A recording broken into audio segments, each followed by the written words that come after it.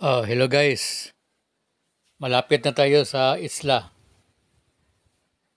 Mga chikiting excited na magtimpasaw sa dagat.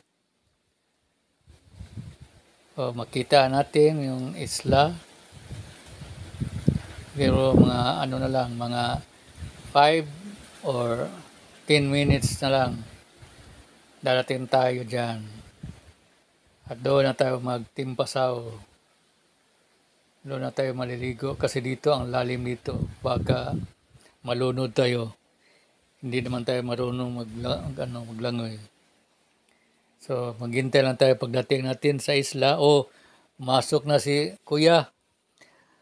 Yan si Kuya, ang tawag niyan dyan. Yon ang tinatawag na tagabantay. Tagabantay. Muna yun nga. Sa Bisaya pa, tanod sa unahan. Tigbantay o tiglantaw sa unahan. Sa mga kasagarang termino, muna gitawag siya tagatanaw o tigbantay. O atong ari na sa mga balak nung pagkasulti, muna ginaingon nga mata sa bangka. Pero sa English guys, muna siya gitawag og lookout or forward watch. Og lain pa yung termino gitawag og bowatch. Kay siya man nasa unahan sa bangka. Siya ang nag-guide, siya ang tigsinyas. Yon ang trabaho ni Kuya. So malayo pa man, sandal-sandal muna sa poste ng bangka o sinyas-sinyas na siya ito sa kaliwa.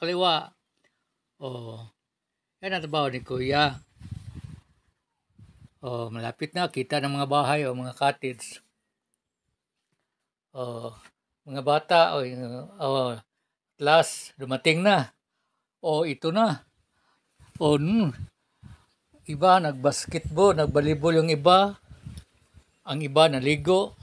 Habang naliligo habang nagbasketball, naliligo sa dagat. Yung mga bata ang saya-saya nila. Tingnan mo guys, ang linaw ng tubig. Kung dito, may bahay dito na ako titira mga guys. Kasi ang sarap maligo araw-araw sa dagat. Kasi yung dagat nga guys, ang daming sakit nga magamot niyan. Tulad ng mga arthritis o mga tawag na kati-kati sa balat. Pag naligo ka dyan sa dagat, mawala yung kati-kati. Yun guys,